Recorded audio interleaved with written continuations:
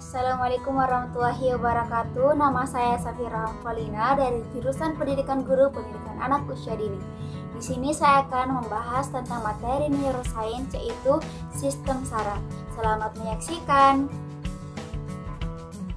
Jadi, sistem saraf adalah bagian dari tubuh kita yang membantu kita tidak hanya untuk melihat, memahami, dan merespon seluruh kejadian di sekitar kita, tapi juga mengirim, menerima, dan mengartikan informasi dari semua bagian tubuh.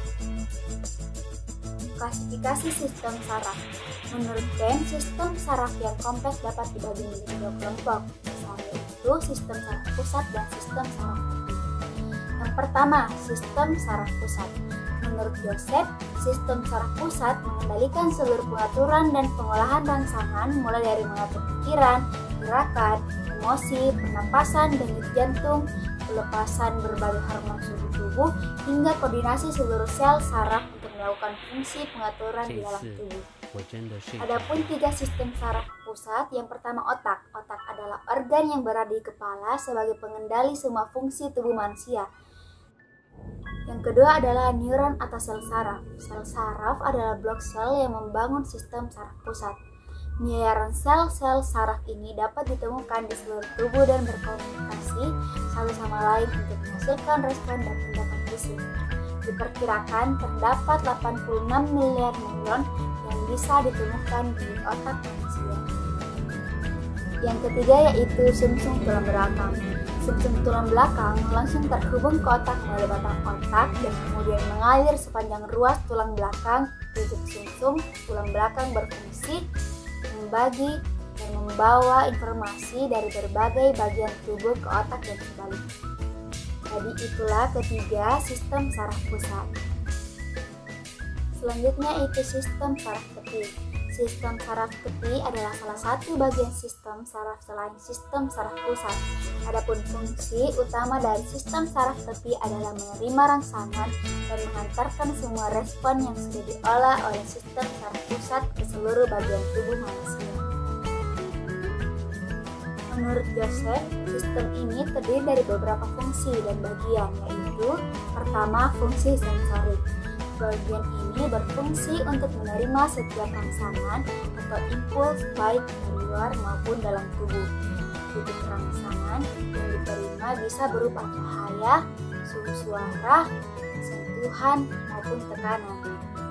Yang kedua yaitu fungsi motorik. Bagian motorik berperan untuk memberikan tanggapan aturan tubuh terhadap rangsangan yang sudah diproses oleh sistem saraf pusat. Yang ketiga yaitu fungsi somatik.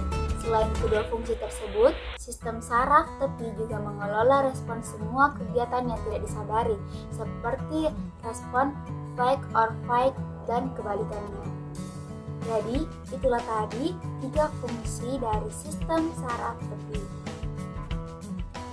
Adapun cara kerja sistem saraf, Cherry 2020 menjelaskan bahwa sistem saraf pusat dan tepi berperan besar dalam mekanisme dalam tubuh.